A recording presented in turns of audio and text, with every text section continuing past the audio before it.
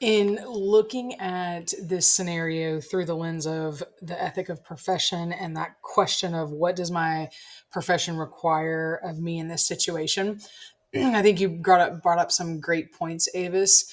Some things that I thought about is how the ethic of profession extends beyond the individual teacher actions and how school-wide policies need to be in place. So how can educational leaders embed like mandatory bias training and ethical into their professional development programs, so that they prevent those cultural insensitivities from eroding that trust, and also fostering a collective accountability rather than just blame.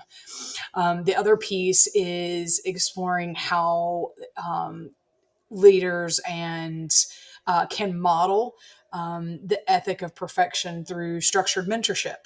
And so, really, like having in depth conversations after incidences occur, especially like the one in the scenario. So it could be anything from, strikes works to enhance long term teacher growth, so that we don't have those reoccurrences of those bias driven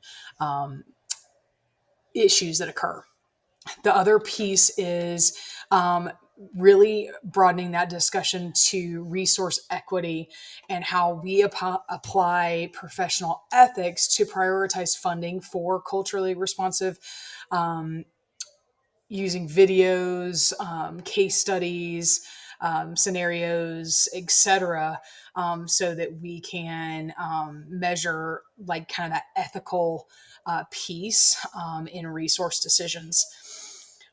It's also, I feel like it's also important to enhance the lens by considering multi-stakeholder involvement, such as involving parents, community members, and ethics training sessions, um, inspired by Hakeem and Kevin in this scenario.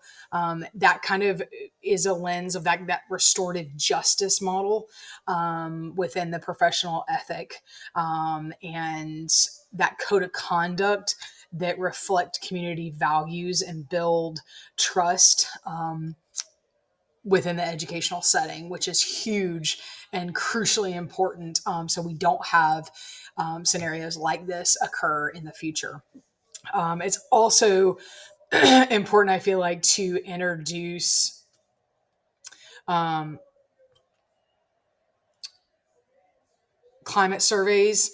And also, I do agree with you, is Miss Anderson apologizing to the students and having her make sure that she understands the impact that that might have had on Hakeem and Kevin. So, thank you so much.